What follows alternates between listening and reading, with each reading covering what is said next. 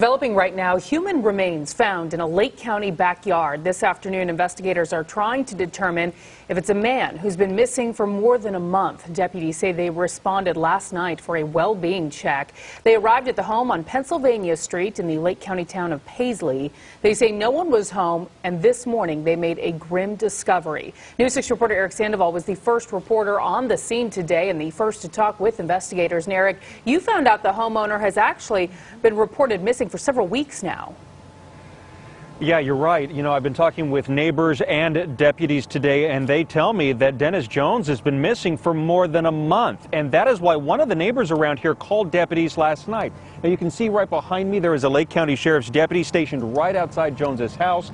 They want to make sure nobody removes anything, especially since this could be a crime scene. Lake County Sheriff's investigators say they made the discovery this morning. Human remains have been found.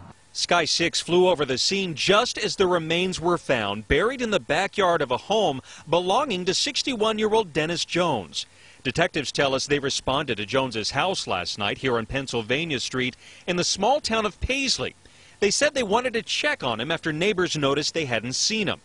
They say no one came to the door last night, so they brought in a cadaver dog, and it found a grave in the backyard. But at this point, it is a suspicious death investigation, and that's what detectives are working right now. Neighbors tell News 6 they hadn't seen Jones in a month. Some say it was even longer. They found human remains in his backyard. Oh, my goodness.